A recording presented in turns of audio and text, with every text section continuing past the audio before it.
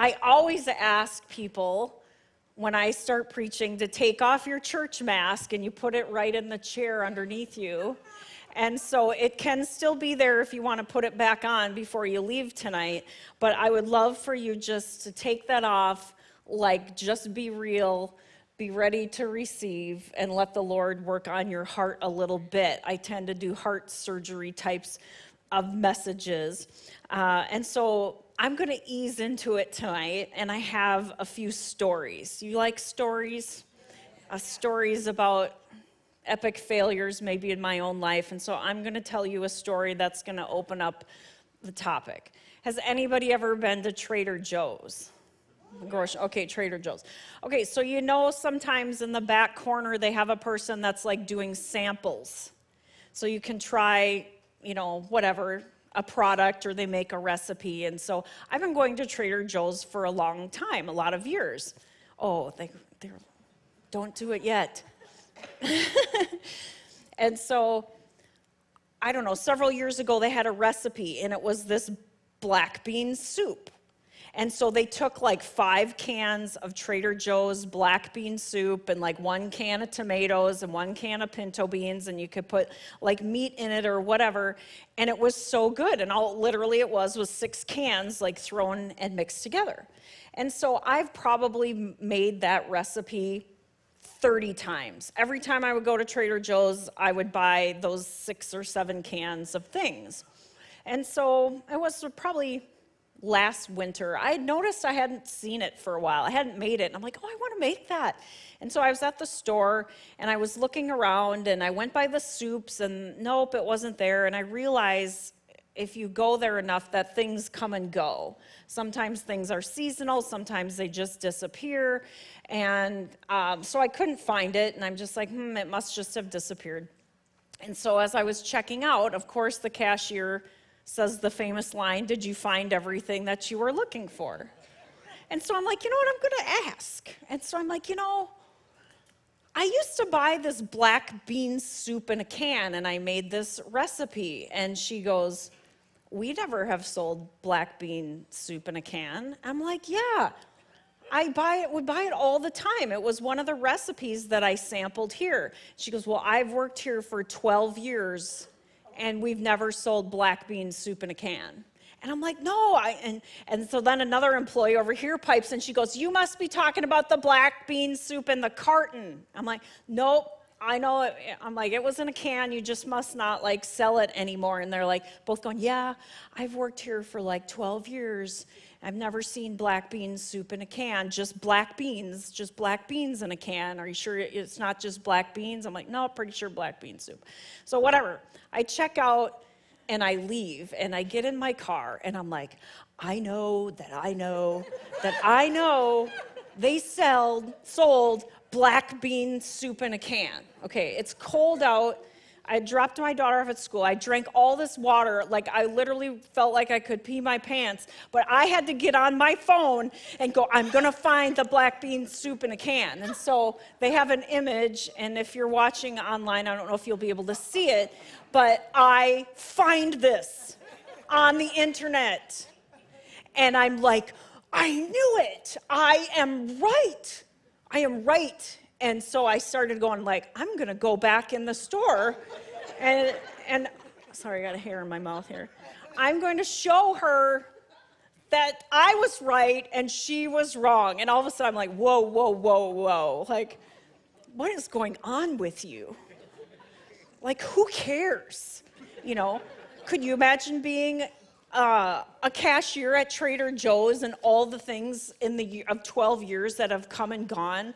And, I'm like, she's probably been scanning black bean soup in a can thinking it's black beans in a can. I'm like, why they think I didn't know it wasn't in a carton? And, oh my gosh, I was so wound up in my car about black bean soup.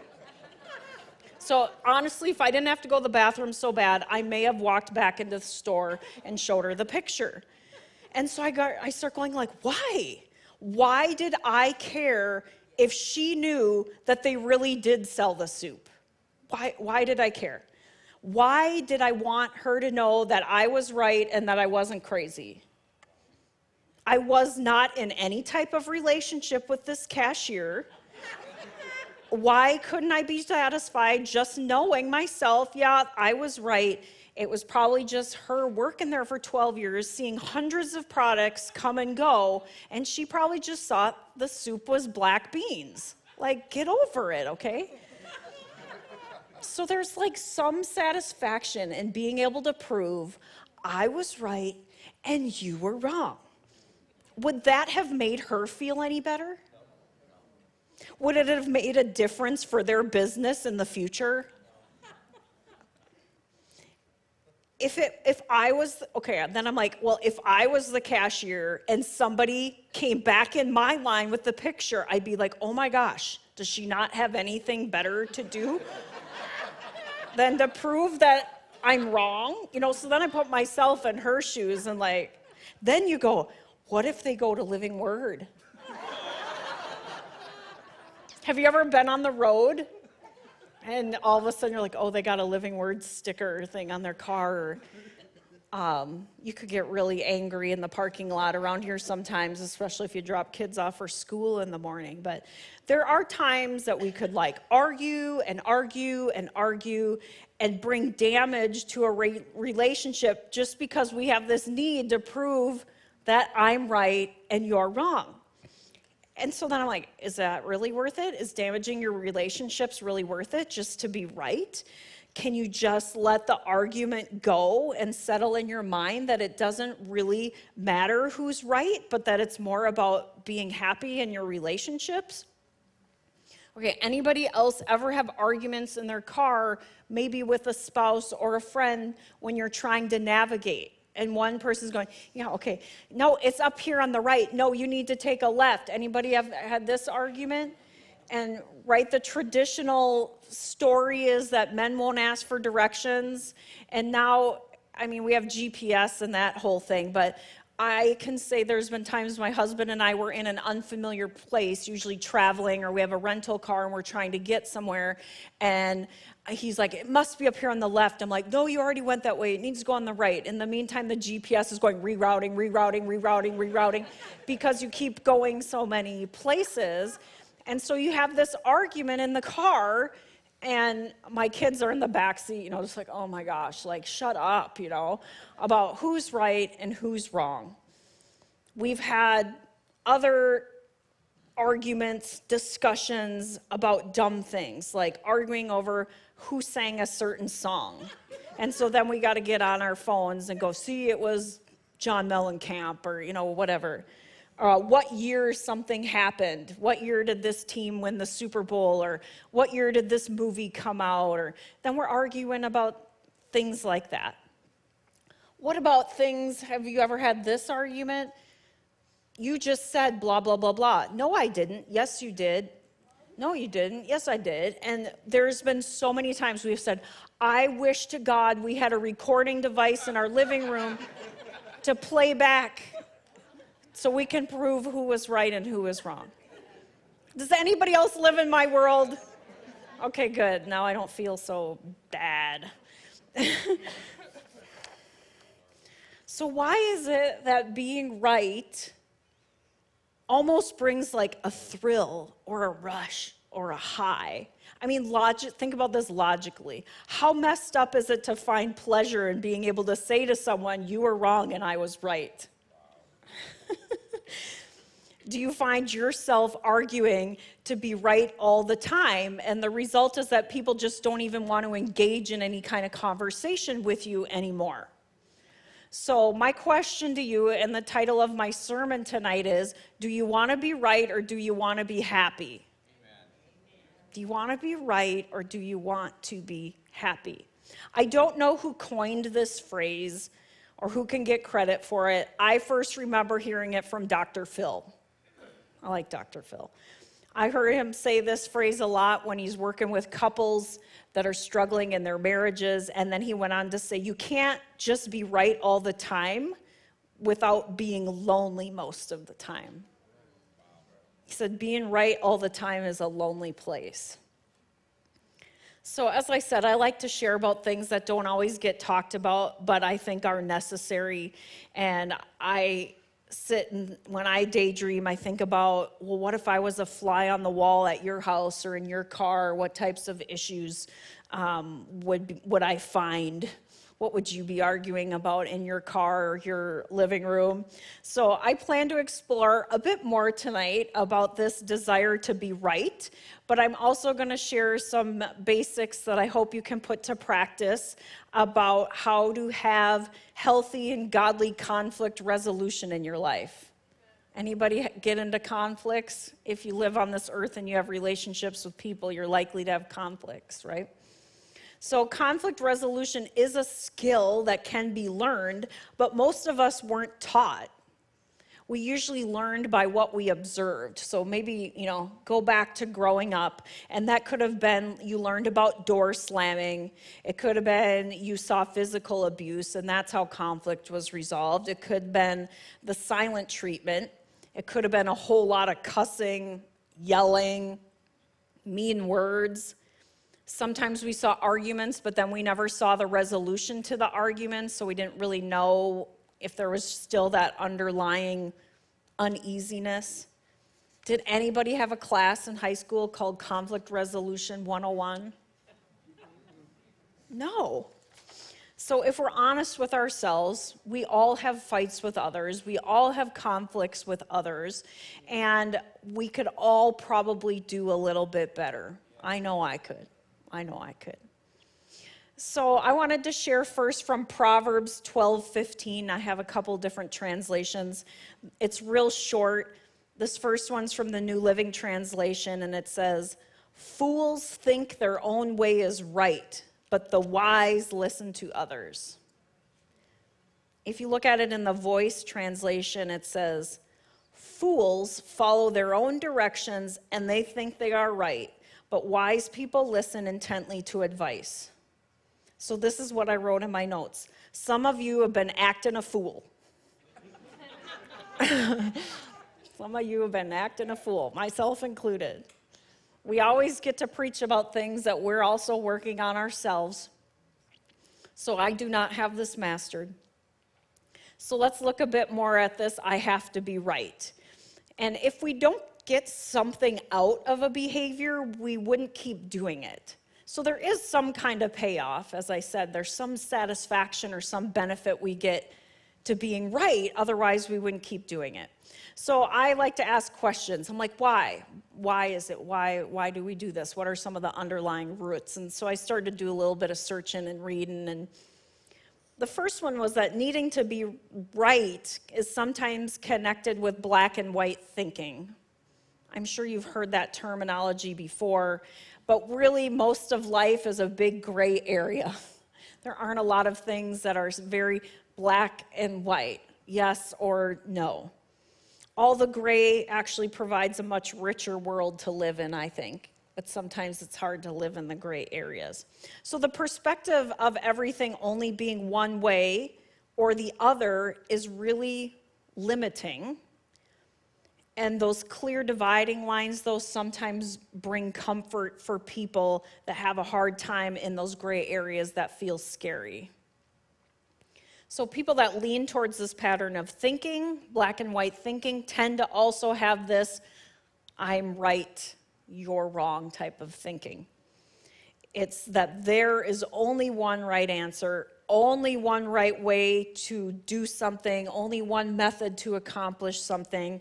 It's my way or the highway. Have you heard that term before? Am I aging myself? Oh. My way or the highway. I have known some people like this in my lifetime, and I'm guessing you have too.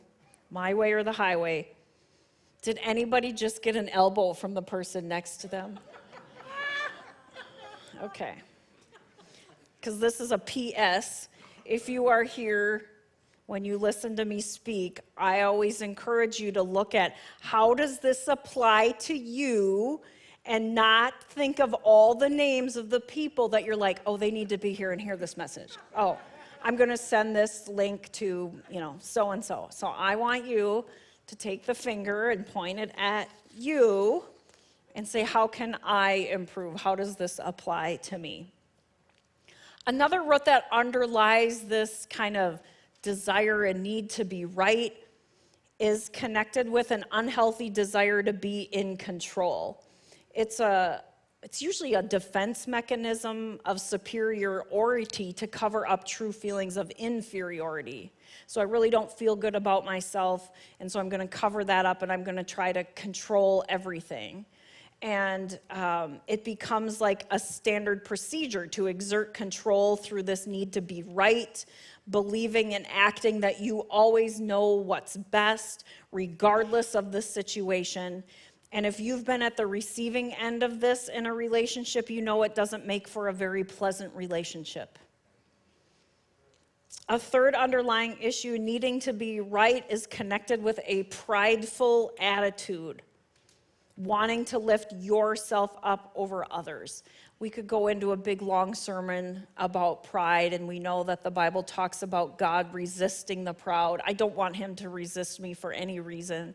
But sometimes this, I have to be right, is just a prideful thing, having to feel better than others, having to be the man or the woman.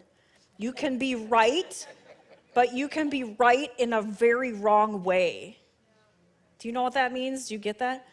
Maybe you are right, but you can be right in a very wrong way. I was thinking of an example of my oldest daughter. She's now 17, but the first winter she had her driver's license, we as parents, of course, don't want to let her drive in slippery snow conditions, and it's a little nerve-wracking, but it's like, how do you get better at driving in the snow other than driving in the snow?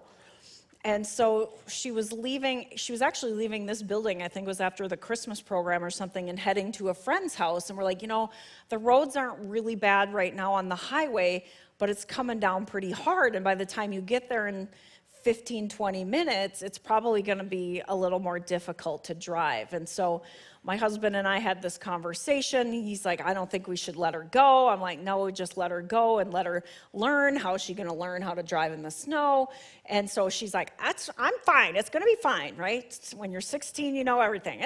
Don't worry. It's going to be fine. It's hardly snowing. There's no snow on the roads. Blah, blah, blah. So I don't remember how many minutes later it was, or if it was on her way back. I don't even remember. But guess who's stuck in the snow? And she can't get off of this side street or around this corner. And so Dad, of course, had to go rescue her and help get her car out. And, in his mind, we're both basically going like, I told you so, right? I was right, you were wrong. And so were we right? Yes. But could we have been right in the very wrong way? Yes, it could have been like, I told you so, why wouldn't you listen to us, and go into the big long lecture that teenagers just roll their eyes at anyway. But instead, it really turned out to be a very good learning experience for her. And then the next time when we kind of said, this really isn't going to be an easy one for you to drive in, while she was disappointed, she understood, and she didn't argue back. So because we were right, but we did it in the right way and not the wrong way, the learning and the growth took place. Does that make sense? Okay. Some people do believe that the 4 most beautiful words in the English language are, I told you so. But a prideful attitude is not productive, and being right in the wrong way is just the worst. It's just the worst. So needing to be right may have different underlying issues. This wasn't an exhaustive list. I covered, 3 different types of scenarios. So I encourage you to search your heart. If you see yourself maybe acting out in this behavior, go like, Lord, what is this all about? Why do I have this desire to be right and to shove it in somebody's face and just, why? Let him show you. I don't have all the answers, but he does. Amen. He does. So next question is okay, what happens as a result of needing to be right all the time? So as I said, there might be this short reward where you feel kind of good and prideful and excited, but having this obsessive drive to be right, it requires a lot of energy. It can be exhausting. Having to be right all the time is like a form of mental and emotional slavery. There's all this stress, like you have to argue all the time and figure out like what is your reasoning and your statistics and your argument and the data that you're presenting to prove that you're right. And oh my gosh, it's like, did you get home from work today, plop on the couch, maybe in exhaustion, and you tell your spouse or your kids, you're like, oh my gosh, it was such a rough day. Like, I spent hours proving to others how right I was, like all day, about everything. Maybe when you do fall on the couch exhausted, you might have to ask yourself, wonder why. Sometimes it is just hard work, but maybe it could be this reason. Okay, so back to me in the Trader Joe's parking lot. I literally wasted like 10 minutes on my phone trying to find that image that they put up on the screen. I was like all whooped up because I felt like it was an assault on my intelligence or something. Like, how dare she? She doesn't know me or my character or my intelligence or, whatever. I was like on the verge of peeing my pants, but it was more important to like know that I was right. I couldn't even wait to get home to look on the phone for the image. I had to do it right there in the parking lot. Yeah.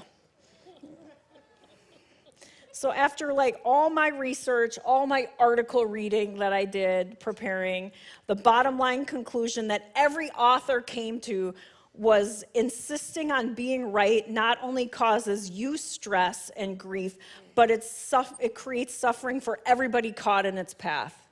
It is not good for any relationship. Not your relationship with yourself, not your relationship with the Lord, not your relationship with your husband, your kids, your friends, nobody. There is no real logical benefit to it. While I like being right as much as anybody else, I couldn't seem to find it in the Bible. It was not in the Ten Commandments. It was not in the think on these things. It was not in 1 Corinthians 13, the love chapter. It was not found in the fruit of the Spirit. It was not in the spiritual gifts or the fivefold ministry call. No matter where I searched, I couldn't find anywhere in the Bible that said I should seek to be right and shove it in the face of those around me. So those of you that will be scouring for it, you can send me the verse when you find it, but I couldn't find it.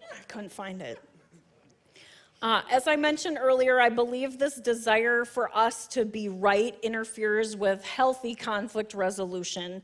We argue like so hard for our point that even if we do come to the discovery that we're maybe wrong, now it's hard to admit it because we've just put so much energy and so much argument into it. So we can't cave in now. And we become so invested in being right that we don't listen to anybody else. We don't listen to other perspectives. We don't explore other solutions because ours is the only right one. And all of these things just get in the way of being able to resolve any kind of conflict. So you don't officially find the words conflict resolution in the Bible, but I think this next verse that I'm going to read, that's our basic text for tonight, is pretty close. So I'm going to read it all through first, and then we're going to break it down a little bit. So this is 2 Timothy 2, 23 through 26, and this is from the Amplified Classic version, so you can see it's AMPC. It says, "But refuse, shut your mind against, have nothing to do with trifling, ill-informed, unedifying, stupid controversies over ignorant questionings, for you know that they foster strife and breed quarrels. And the servant of the Lord must not be quarrelsome, fighting and contending. Instead, he must be kindly to everyone and mild-tempered, preserving the bond of peace. He must be a skilled and suitable teacher, patient and forbearing and willing to suffer wrong, even if it's in the Trader Joe's parking lot. He must correct his opponents with courtesy and gentleness in the hope that God may grant that they will repent and come to know the truth, that they will perceive and recognize and become accurately acquainted with and acknowledge it, and that they may come to their senses and escape out of the snare of the devil, having been held captive by him henceforth to do his God's will. And I realize the Amplified is wordy, but I feel like it describes some things about conflict resolution. One more verse I want to read is in Proverbs. I love so many verses in Proverbs, but Proverbs 17:14, this is also from the Amplified Classic Version. It says, "The beginning of strife is as when water first trickles from a crack in a dam. Therefore, stop contention or controversy before it becomes worse and quarreling breaks out." So think about that, like a crack in a dam, and the water starts to trickle, but then eventually if that whole thing breaks and a dam floods, that's a whole lot more water than that little bit of trickle. And so it's kind of like a warning saying, like, the beginning of strife is like this trickle, but if you don't do something about it, this crack is going to grow and grow, and basically your problem's going to be a lot worse than that original trickle. That's right. Yeah. So a few years back, I went to a continuing education seminar, as counselors were required to get ongoing training and education. And so I went to this one, and it was called Dealing with Conflict and Confrontation. That was the name of the seminar. So I pulled out some of that information I had, and they put this as the official definition of conflict. And then I will interpret it for you when I am done. It says, conflict, a perceived divergence of interest or a belief that the party's current goals cannot be achieved simultaneously. But if we break it down into words that people use on an everyday basis, I would say it's a belief that if you get what you want, I can't get what I want. That is the Treena Haase translation of conflict. If you get what you want, I can't get what I want. So I wanted to pause for a moment and take a bit of a discussion about a difference between a disagreement and a conflict. When I learned this was helpful. A disagreement is something that you will likely never resolve. You will just waste energy on it. Have you heard that term, I agree to disagree? Yeah, it can be very helpful once you understand this. So if you can first differentiate, is this a disagreement or am I in a conflict, you might save yourself a whole lot of stress and arguing. And the right-wrong factor can get really intense in a disagreement. So I'm going to show you a few slides one at a time to help demonstrate this point. So there's one that's going to go up of the dresses. Do you remember this on social media? Some people would look at an image of a dress, and when they saw it, it was blue and black. And when other people looked at the dress, it was gold and white. It was basically a different opinion about facts. One person's eyes visually saw it one way, another person's eyes visually saw it another way. How long could we argue if the dress is blue and black or gold and white? You're not going to solve that. That's not a conflict, right? It's a different opinion about facts. And so this would be a thing where you either can go, we're going to agree to disagree. I know that I see it as, black and blue, and this person sees it as gold and white. So there will be certain things or topics in your life that you will just have to go, we're going to agree to disagree because in my world this is a fact, and maybe in your world this is a fact. And rather than cause a whole bunch of arguing and stress, agree to disagree. The next one. Do you see those people up there? Did they come up? Okay. This is a different interpretation of reality. It says, just because you are right does not mean I am wrong. You just haven't seen life from my side. And so some people's perception of reality and truth is just different because their life experience is different than yours. The lenses in which they look through life is different in yours. And so a different interpretation of reality, once again, is not going to be something that you're going to be able to solve no matter how good your conflict resolution skills are. You'll get to another point of just going like, we're going to agree to disagree on this one. All right, I got one more. And this is about the past. Blame for past wrongdoing. Sometimes we spend so much time hung up here, and the past cannot be changed, forgotten, edited, or erased. It can only be accepted. And so we sometimes spend a lot of time having disagreement about something that happened in the past, and we don't have a videotape to rewind and go and watch it. And so once again, it might be something I would call a disagreement that you might just have to say, you remember it happened this way, I remember it happened that way. There's nothing we can do to change it regardless of how it happened, and just leave it at that. Does that make sense? Do you see how you could go around and round in circles and circles and argue and waste a lot of time and never get to a solution because there isn't a solution?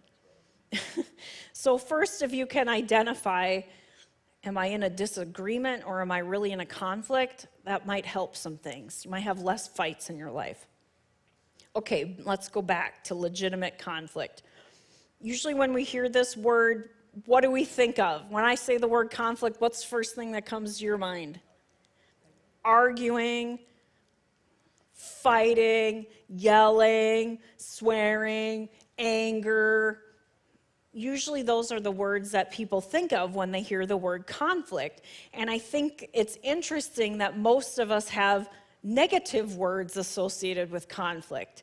Nobody was like positive, growth, intimacy, right? I didn't hear any of those words. Maybe some of you were thinking them and you didn't say it, but usually it's negative, and it's because of this negative perspective we have of conflict that a lot of times we try to avoid it, and we try to avoid it at all costs. And so if we can just be right, then there is no conflict. If I can be right and you can admit that I'm right, then we don't have a conflict anymore. So first of all, we might avoid it, or we might stick with that I'm right, you're wrong thinking. If they would just see it my way, there would be no conflict. I don't disagree that conflict can be negative if we allow it to, but it doesn't have to be. It doesn't have to be. So here's a few of the biggest mistakes I see people make that result in conflict going bad.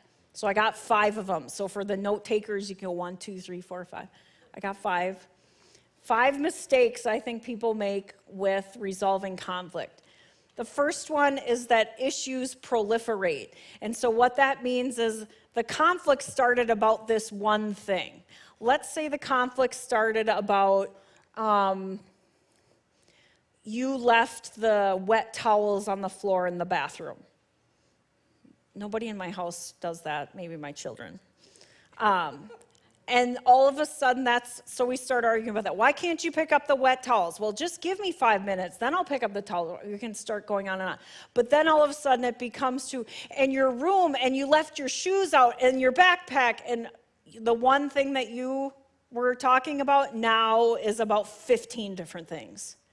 And it's just like a huge blow up, and nothing gets accomplished. So if you are in a conflict, if you can stay focused on what the one issue is and not start to bring in the 8 other things that you've been stuffing for the past 3 months, it would be great just to focus on that one thing. Another mistake I see is specific things get replaced with general issues. So if I stick with this towel on the floor thing, like, why can't you just hang up the towels so they can dry? And all of a sudden I make it general to like, you're just such a slob, right? So it's no longer just specific to I want you to pick up your towels. Now I'm just saying overall in everything you do, you're a slob. That doesn't work very well for conflict resolution either. It's too general. Number 3, other parties are invited in. So let's say husband and wife are having a fight, and all of a sudden wife invites in her sister and husband invites in his mom, And that is not good for conflict resolution when you start to bring all these other parties in. And why is it that you usually do that? Is because you want them to affirm what? That you're right and the other person is wrong. So here we are, back at that again.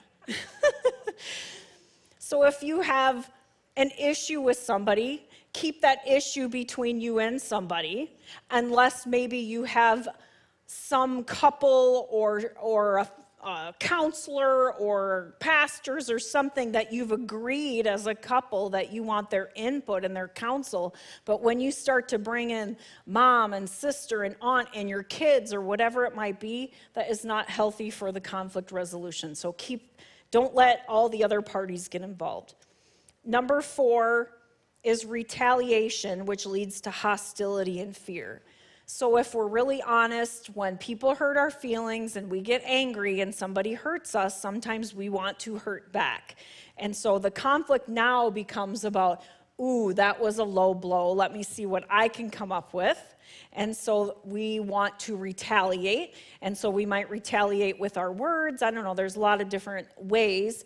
But then that leads to hostility and fear and is not really productive in solving any conflict at all.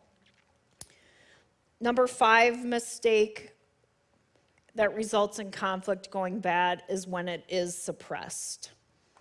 When you shove it and you stuff it and you shove it and you stuff it and then you stuff it a little bit longer, what usually happens? Yes, it's kind of a blowout, an explosion. You are like a ticking time bomb. Now, we all know that every time somebody irritates us or whatever, we can't like constantly be like, when you did this, it bugged me. And I mean, there's some things we just have to let go. But there's other things that are a little more serious that we can't keep letting build up and suppress it because it eventually is going to come out. So those were the 5. Don't let the issues proliferate. Try to not let specifics be replaced with general issues. Don't invite other people into this conflict. Retaliation leads to hostility and fear, and you don't want to suppress it. The truth is, yes, conflict can be uncomfortable. But the outcome can ultimately be growth and intimacy if we are diligent to do it God's way. I think about like people that have been married, like 50 years, 60 years, or just been together a really long time. And isn't part of their story always we've been through a lot together? And that usually means struggles, hard times, and conflict that has been worked through. And so when you work through conflict, it does bring learning because you're challenged to see things from a different perspective. It brings intimacy because it requires you to be vulnerable in that process. It brings unity as you move to a place of consensus together, and it brings growth because you've been challenged to be more like Jesus. And so while conflict might be uncomfortable and not fun in the process, the end result for your relationships when you've worked through it in a good way is growth and increased intimacy. I wanted to break down those verses I read from 2 Timothy and kind of go through and let the Lord teach us how should we better deal with conflict.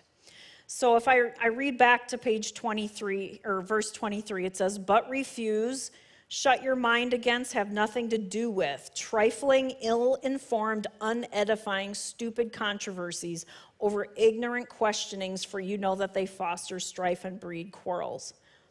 I love this question. It says, did you know that you do not have to show up to every argument or conflict you are invited to? You do not have to show up to everyone that you are invited to. This verse tells us that there are things we should just refuse to engage in, have nothing to do with them because the only outcome is strife and quarreling, and they're classified as unedifying and stupid. Are there any Brooklyn Park residents here that are on the Brooklyn Park Bulletin Board Facebook page? Do you know what I'm talking about? Okay, it's like a community Facebook page. The admins are just a couple community members that have volunteered to try to hold all the residents to the rules. And while there are sometimes really helpful posts, whether it's encouragement about like a good citizen that did something nice, or it could be about a lost dog or whatever, there's a whole lot of unedifying, stupid controversies that are happening on that Facebook page. And so I don't know if any of you had been to the Fleet Farm here in Brooklyn Park, and there was a guy that was selling mini donuts. And everybody was like loving these mini donuts. And probably like 3 times a day on this Facebook page, people are taking pictures of themselves by the mini donut truck. And like, these really are as good as everybody says. Like, everybody was like so excited about the mini donuts. And everybody was kind of excited that for once it was just kind of a fun, positive bunch of posts about the mini donuts. And so then somebody has to come on and go like, haven't we had enough posts about the mini donuts? And then it turns into this big like blow up about mini donuts, okay? Or somebody might post, when's the new Chick-fil-A opening on Zane Avenue? And somebody says a date. And then you go down another day and somebody else posts, when's the new Chick-fil-A opening on Zane Avenue? And then they're like, didn't you see the post from yesterday? Quit asking the same questions over and over. And I'm like, oh my gosh, sometimes I just read it for entertainment. But people are like engaging in these conversations, and by the end of them, I mean, they're taking like shots, and it's like hurtful. I'm like, this started about mini donuts, people. And so sometimes we just need to take advice from Thumper. Do you remember Thumper? If you can't say anything nice, then don't say anything at all. Zip it. So the first thing we have to do according to this verse is we have to tame our flesh a little bit, and we have to refuse to engage in certain situations and conflicts. I know it's tempting because you have so much to say and you have so much wisdom to share, just like me, but you know which ones you need to just refuse and not be involved in. And most of them do happen on social media. And so if you accidentally start and you find yourself in unedifying, stupid controversies, it's never too late to pull out. You can apologize if you need to and respectfully just bow out. So you should say this, I choose to refuse. Okay, say it again. I choose to refuse. Okay, you got that one? That's what he tells us to do. Don't show up to every conflict you're invited to. There's ones you're just going to say, I choose to refuse, and you're going to walk away. I choose to refuse. Verse 24 says, and the servant of the Lord must not be quarrelsome, fighting and contending. Instead, he must be kindly to everyone and mild-tempered, preserving the bond of peace. He must be a skilled and suitable teacher, patient and forbearing, and willing to suffer wrong. If we're honest, which is how we need to be right now because our church masks are off, some of us are always looking to pick a fight. Sometimes we pick a fight so we can get the satisfaction of being right. I know none of us would like to admit that, but would people describe you as quarrelsome and argumentative? Do you see life through the lens that everybody's out to get you, and so you're always on the defensive? If Bob has a conflict with John, and Bob has a conflict with James, and Bob has a conflict with George, and Bob has a conflict with Sharon, Bob might be the problem. Are you Bob? Don't be like Bob.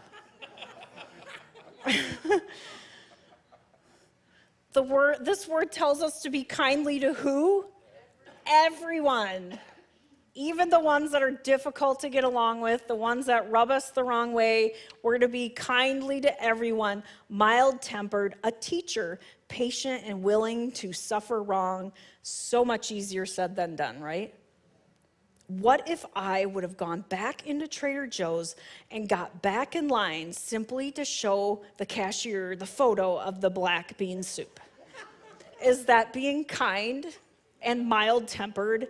Am I being a good teacher of God's love? Am I showing patience? Nope, I had to be willing to suffer wrong. I realize that this is a very minor thing, but I'm just using it to demonstrate a point. There might be times that I'm stressed, PMS, not in my best. I couldn't think of anything else to rhyme with that. And something quarrelsome might come out of my mouth. And when those around me respond with a mild temper and kindness and patience, I just can't continue in my negative behavior. So their response to me is stopping the process from continuing in a negative way. So at any point that you are in conflict, I remember years ago we had a client, he would have an argument with his wife and he would say we were in heated fellowship. Those were his words. So whether you are in conflict or heated fellowship or some kind of combative interaction, each and every person has the ability to diffuse it by being kind and gentle. It says it's our job to preserve the bond of peace. So there is responsibility put on us. Okay, verse 25. Are you still here? Yes. There better not be any fights on the drive home in the car. Yeah. Verse 25. He must correct his opponents with courtesy and gentleness in the hope that God may grant that they will repent and come to know the truth, that they will perceive and recognize and become accurately acquainted with and acknowledge it. Our mouths sure can get us in trouble, right? Yes. Sometimes courtesy and gentleness do not come easy, especially with certain personalities.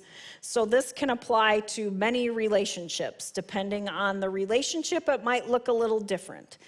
So bringing correction to a spouse is never fun, especially when you are on the receiving end of it. If you're married, you should say amen. Can I get an amen? Yeah. How can you share what it is you want by speaking the truth in love, which is really God's number one communication rule, speaking the truth in love? I think it's interesting in this verse that he gives us permission to bring correction, but he says to do it with courtesy, and that it's God's job to work on their heart to repent and see things differently. So we need to stick to doing what's our part and then let God do the rest. I just think that's good advice in general for most problems in life, isn't it? I'm going to do what he says is my part. I'm going to let him take care of the rest.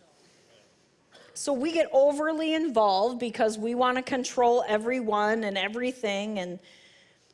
But when we decide to speak the truth in love and just leave it there, it's so much easier for that other person maybe to examine themselves, bring it to God, and come back with something maybe that they're willing to change or have a repentant heart. But when you're all up in their face and being rude and nasty and not courteous and kind, it's not as likely that God can really work in that situation because they're so angry at you.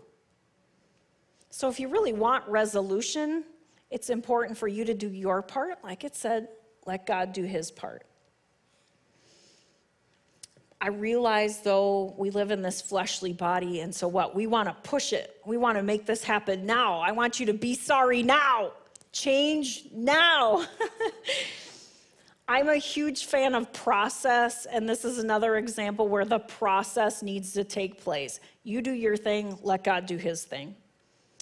Verse 26 says, and that they may come to their senses and escape out of the snare of the devil, having been held captive by him, henceforth to do his, God's will. The word snare means just that, it's a trap. The devil uses stupid arguments as a trap to keep us captive. And so when we are in fights and arguments, strife, division, whatever you want to call it, we are not operating at our best. Our hearts are usually angry. They're usually not compassionate. We may be thinking about how we're going to hurt that person back, and we're going back into the I'm right, you're wrong thinking and mentality. I don't know about you, but I personally don't want to be responsible for anyone being held in a trap by the devil. Right. That's a lot. I don't want that blood on my hands. So it's really easy in conflict to play the blame game. You hurt me. You started it. you don't listen, you won't change, you don't care, you, fill in the blank. You all got them. Want to really put somebody on the defensive? Just start all your sentences with you. If you really want to get people going, then say, why did you? Why and you in the same sentence is a recipe for disaster. I learned that from one of my parenting books with teenagers. Okay, I want to go into a few more everyday practical steps you can take to help with conflict. It does need to be resolved, as I said earlier, otherwise it will just keep coming back, and it comes back bigger and worser. Yes, I just said worser.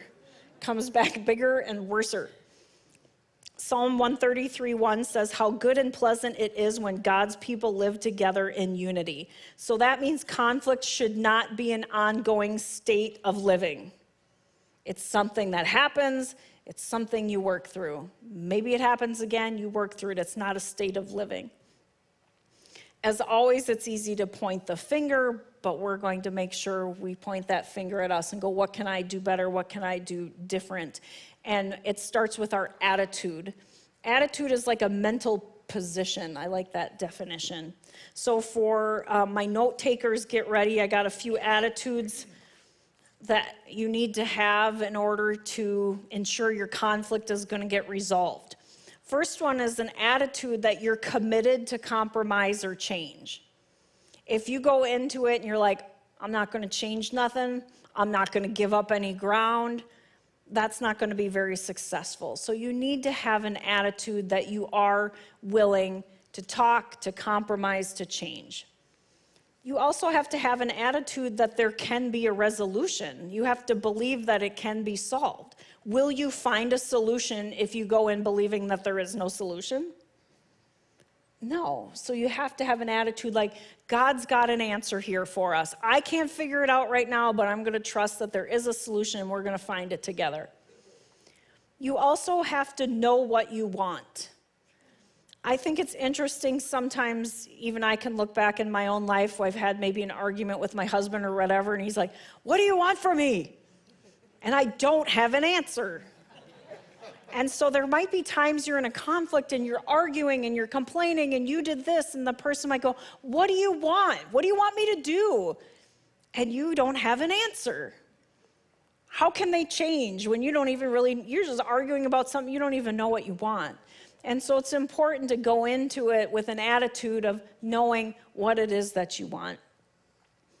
And number 4, an attitude that you will use appropriate ways to solve the conflict. I'm going to try to use my communication skills. I'm going to try to be a good listener. I'm going to try to speak the truth in love. I'm not going to use threats and manipulation and intimidation and yelling and all that stuff I watched and learned all these years growing up. I'm going to try to do it different. So if you go in with those attitudes, those good attitudes, your chances for resolving the conflict are going to be a lot better. And one last one for my note takers. Once you have your attitude in order, then there's 5 other things you can do, kind of your steps. The first one is to clarify your objectives, meaning like, what are we trying to accomplish here? Are we trying to come to a compromise? Are we trying to figure out who's right and who's wrong? What is it that we're trying to get to at the end of this discussion? Figuring out what that is first. Number 2, what's important is to strive for understanding. And for all of those that it's my way or the highway, this is your challenging part of trying to really understand that other person's viewpoint, why it is that they think the way that they're thinking or feel the way that they're feeling. That's what dialogue and communication is meant to do, is help you understand. And it isn't like, you know, you get in an argument and you're thinking about what you're going to say back. You weren't really listening to what they had to say in the first place. So trying to strive for understanding. Number 3 is focusing on like the rational, meaning not all the hypothetical or not all the assumptions. What is real and rational and happening right now? Not what you're projecting it might look like a week from now. Generate ideas and alternatives.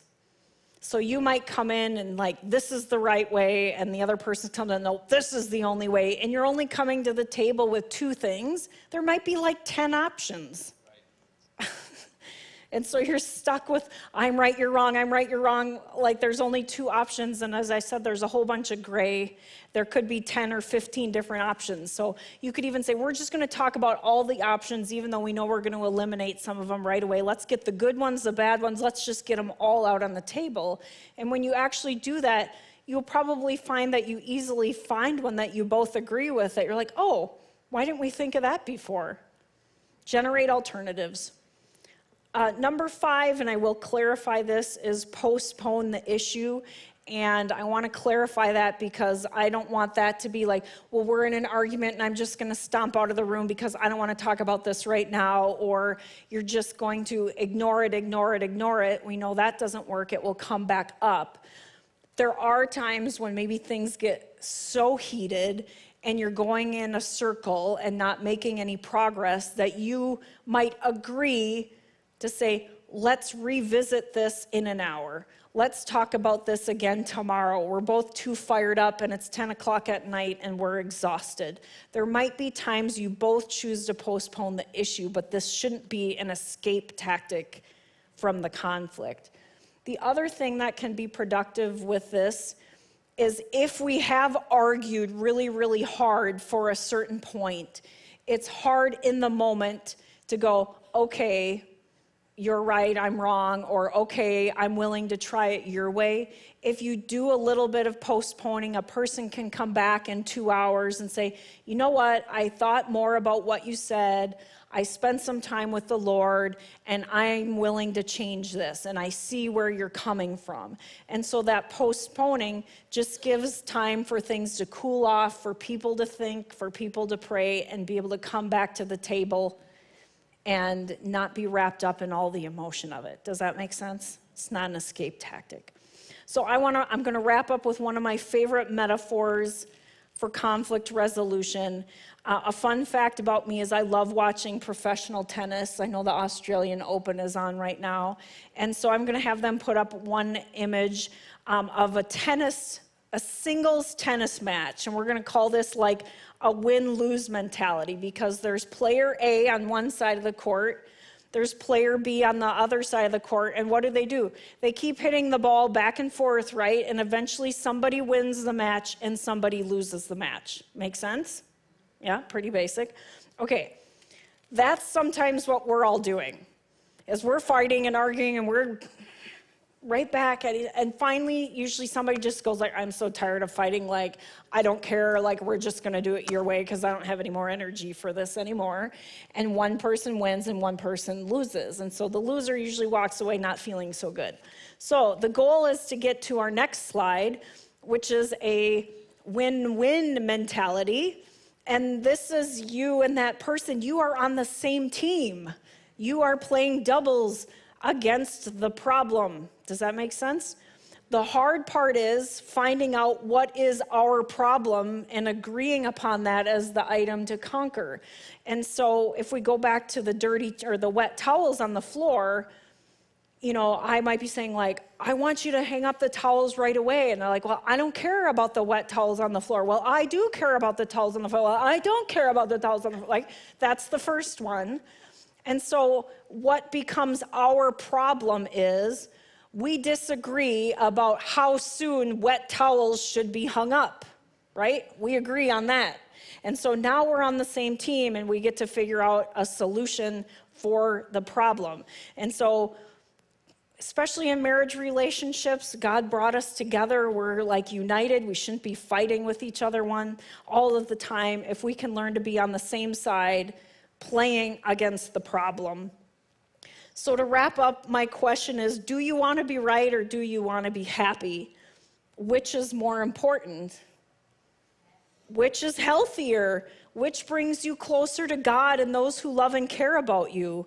Which of these moves you towards the person that God has called you to be? If you look at the 2 options through this lens, I think it makes our choice very simple.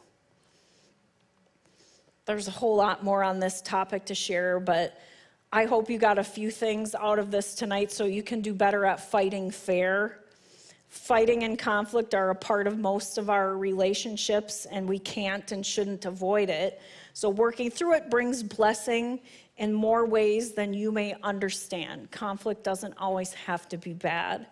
So I wanted to close tonight by having you guys stand, and we're gonna say a confession together.